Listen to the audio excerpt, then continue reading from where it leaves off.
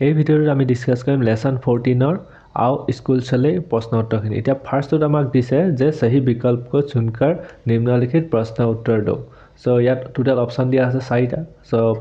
ফাৰ্ষ্টটো শুদ্ধ উত্তৰটো হ'ব অপচন খ 6 साल से 14 साल तक सो তাৰপিছত 2 নম্বৰত আমি লিখিম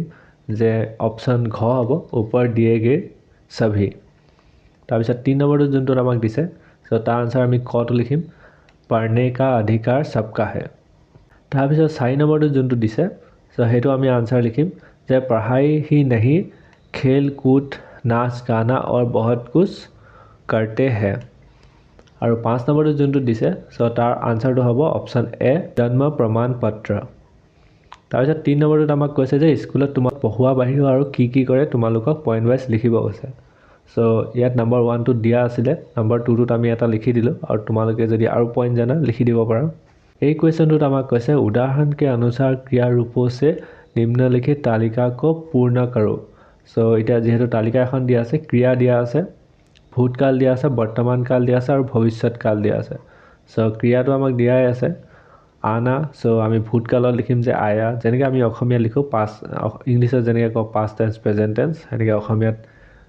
অতীত কাল বৰ্তমান কাল হেনেকৈ আমি বনাই যাব লাগে এই চাৰ্টখন চাই কিনে তোমালোকে গোটেইকেইটা চাই লিখি ল'বা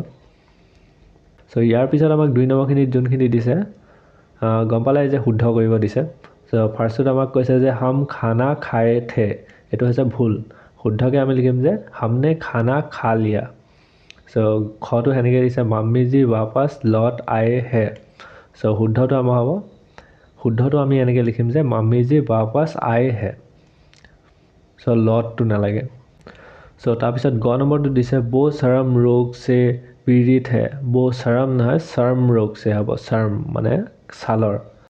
ঘৰটো আমাক দিয়া আছে ये मेरे को मालूम नहीं সো এটো হৈছে ভুল আমি শুদ্ধটো লিখিম যে ये मुझे मालूम नहीं সো উঙটো আমাক হেনেকৈ দিয়া আছে যে उसके दो मामे हैं সো मामे বুলি নকও আমি কও मामा है সটো আমাক দিছে मेरी माताजी विद्वान है विद्वानটো মতা মানুহক কও যদি বাক্যটো শুদ্ধ কৰো সো আমি লিখিম যে मेरी माताजी विदुषी है विद्वान মতা মানুহক কয় विदुषी माइकी মানুহক কয় सो তাৰপিছত 3 নম্বৰটো আমাক দিছে নিম্নলিখিত মহাবৰো का प्रयोग करके वाक्य बनाओ सो মহাবৰে দিয়া আছে এইখিনি আমি বাক্য বনাব লাগে ফাৰ্ষ্টটো দিছে आग बबूला होना सो एटो लिखिम जे रमेश जब पिता की बात नहीं माना तब उसके पिता आग बबूला हो गए 2 নম্বৰটো আমাক দিছে ईद का चांद होना তাৰপিছত 3 নম্বৰটো আমাক দিছে खून पसीना एक साथ তাৰপিছত 4 নম্বৰটো আমাক দিছে चार चांद लगना এইকেইটা তোমালোকে চাই কিনে লিখি ল'বা এতিয়া তোমালোকে যদি ইমানলৈকে চালা তেনেহলে সাবস্ক্ৰাইব কৰিব নাপাহৰিবা